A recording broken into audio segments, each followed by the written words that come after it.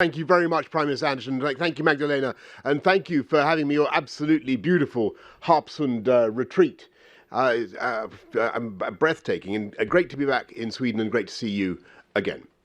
This week, many of us have been paying tribute to the brave men and women who secured victory and peace in Europe 77 years ago. And so it's a sad irony that we've been forced to discuss how best to fortify our shared defences against the empty conceit of a 21st century tyrant.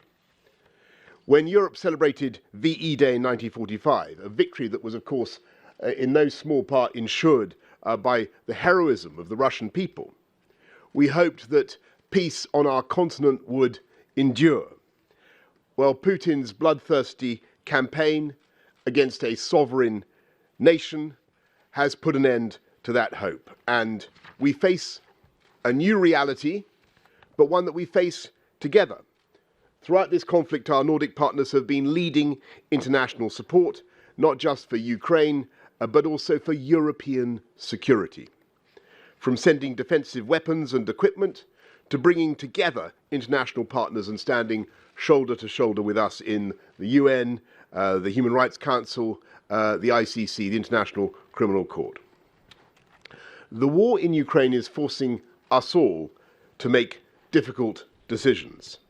But sovereign nations must be free to make those decisions without fear or influence or threat of retaliation. So I'm very pleased today with you, Prime Minister Andersson, to sign this Mutual Security Assurances Declaration.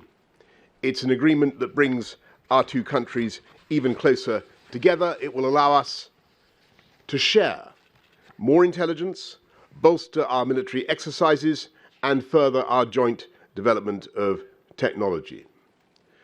The many carcasses of Russian tanks that now litter the fields and streets of Ukraine, thanks to Swedish-developed and British-built NLAWs, certainly speak to how effective that cooperation can be. But most importantly, this is an agreement that enshrines the values that both Sweden and the UK hold dear and which we will not hesitate to defend. And as you put it so well, Magdalena, when we were out on the lake, we are now literally and metaphorically in the same boat.